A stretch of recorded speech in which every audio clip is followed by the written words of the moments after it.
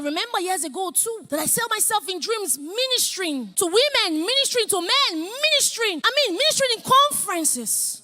I didn't know how that dream was going to be actualized, how it would be fulfilled. You know, many times we concentrate on how the dream will be fulfilled, how the prophecy will happen, but we forget something, the attitude of faithfulness.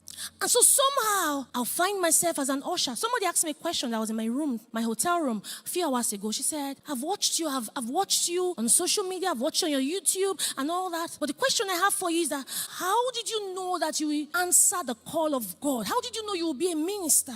And I said to her, years ago, I found myself, in dreams where I'll see myself ministering all. She said, how did you now walk on that path? I said, I didn't try to walk on the path. What I did was I was faithful as an usher. I was faithful as a protocol. The problem is many times we focus our attention on the wrong things. The wrong things may look right, but they are wrong. What do I mean? You are busy about looking for people to interpret the dreams that you have, which is not bad, but you forget the attitude of faithfulness. Oh, you are an usher. Are you faithful in that little? It may not be where you should be, but are you faithful? Oh, you are working as an employee. You are not yet an employer, but you are trusting God to be a CEO. Are you faithful in it?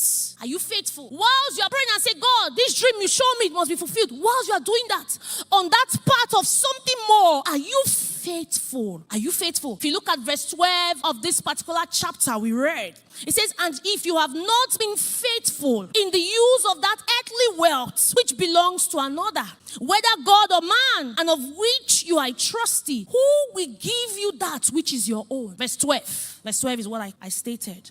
If you have not been faithful in the use of that earthly wealth, which belongs to another, whether God or man, and of which you are trusty, who will give you that which is your own? Who will give you that? So it's okay to concentrate on the dreams you have had, your desire. But are you faithful in another man's work?